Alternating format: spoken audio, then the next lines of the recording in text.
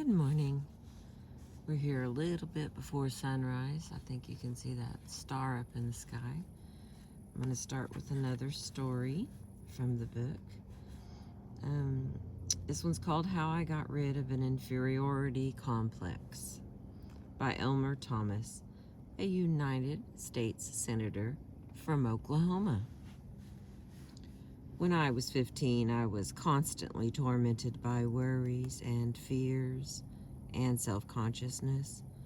I was extremely tall for my age and as thin as a fence rail. I stood 6 feet 2 inches and weighed only 118 pounds. In spite of my height, I was weak and could never compete with the other boys in baseball or running games. They poked fun at me and called me Hatchet Face. I was so worried and self-conscious that I dreaded to meet anyone, and I seldom did, for our farmhouse was off the public road and surrounded by thick virgin timber that had never been cut since the beginning of time. We lived half a mile from the highway, and a week would often go by without my seeing anyone except my mother, father, and brothers and sisters. I would have been a failure in life if I had let those worries and fears whip me. Every day and every hour of the day, I brooded over my tall, gaunt, weak body. I could hardly think of anything else. My embarrassment, my fear, was so intense that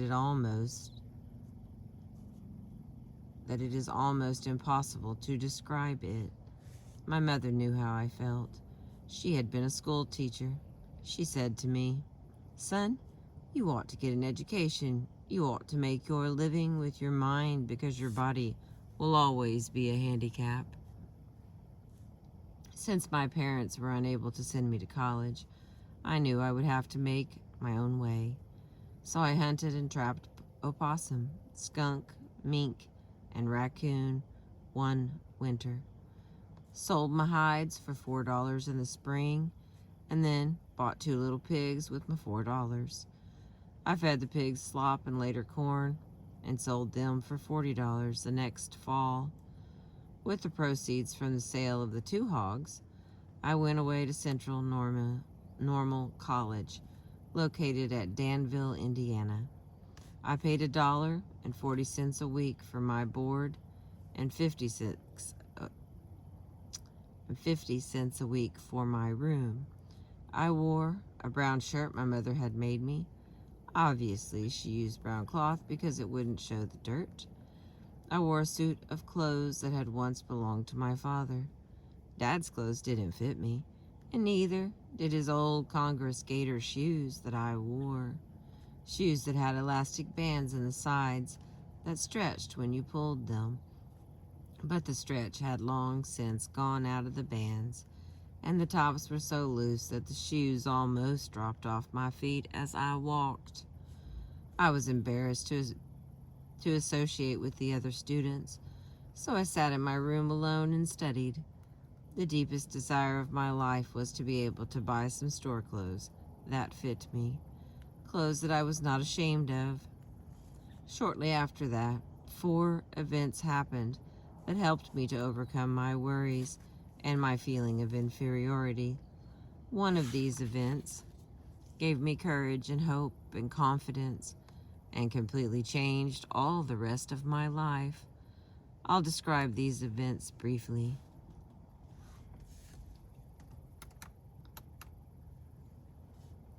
First, after attending this normal school for only 8 weeks, I took an examination and was given a 3rd grade certificate to teach in the country public schools. To be sure, the certificate was good for only 6 months, but it was fleeting evidence that somebody had faith in me. The first evidence of faith that I had ever had from anyone except my mother. Second, a country school board at a place called Happy Hollow hired me to teach at a salary of $2 per day, or $40 per month. Here was even more evidence of somebody's faith in me. Third, as soon as I got my first check, I bought some store clothes. Clothes that I wasn't ashamed to wear. If someone gave me $1 million now, it wouldn't thrill me half as much as that first suit of store clothes, for which I paid only a few dollars. Fourth, the real turning point in my life, the first great victory in my struggle against embarrassment and inferiority, occurred at the Putnam County Fair, held annually in Bainbridge, Indiana. My mother had urged me to enter a public speaking contest that was to be held at the fair. To me, the very idea... Sorry, my light keeps going out. To me, the very idea seemed fantastic. I didn't have the courage to talk even to one person, let alone a crowd. But my mother's faith in me was almost pathetic.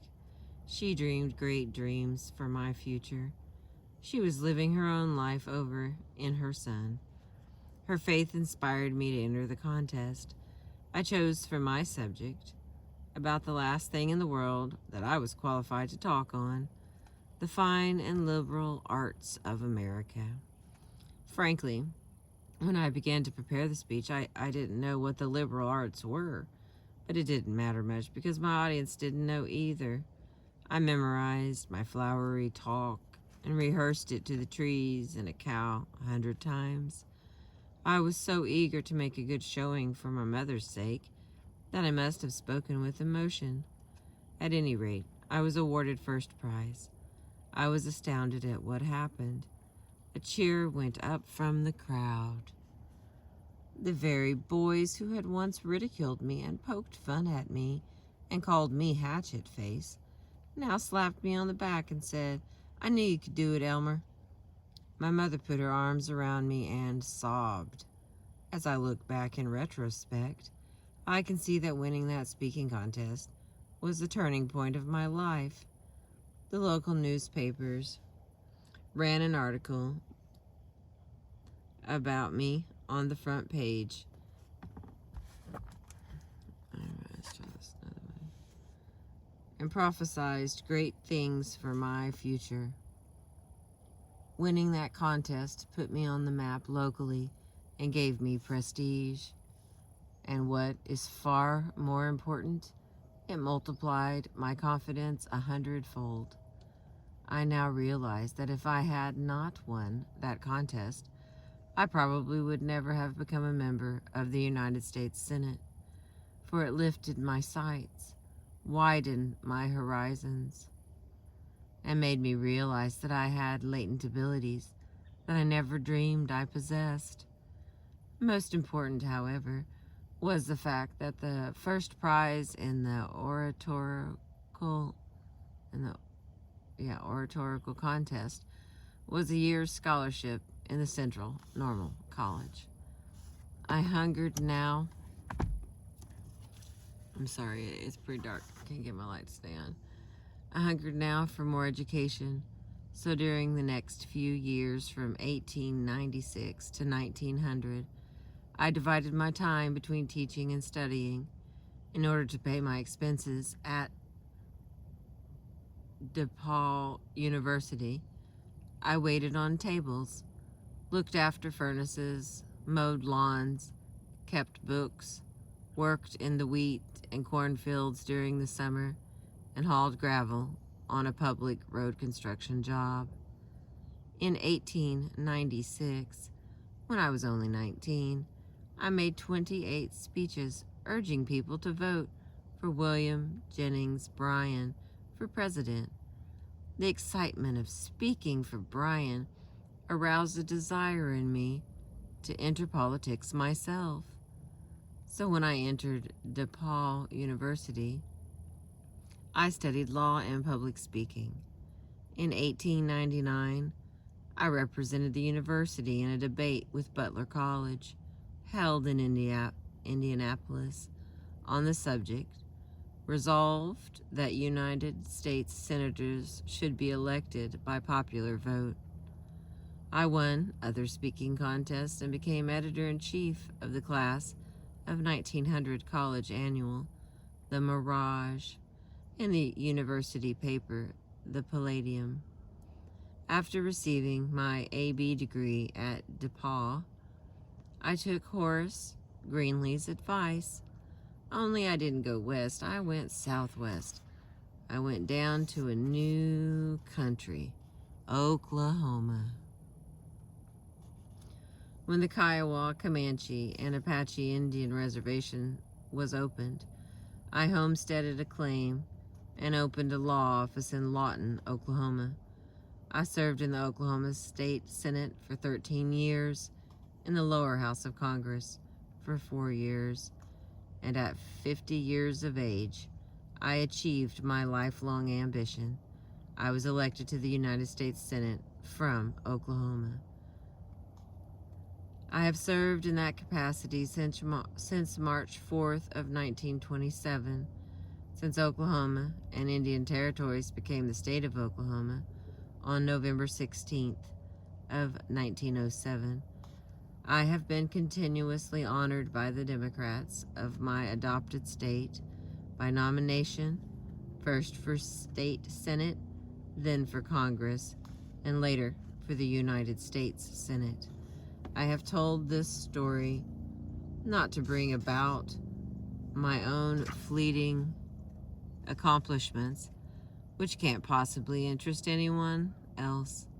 I have told it wholly with the hope that it may give renewed courage and confidence to some poor boy who is now suffering from the worries and shyness and feelings of inferiority that devastated my life when I was wearing my father's cast-off clothes and gaiter shoes that almost dropped off my feet as I walked.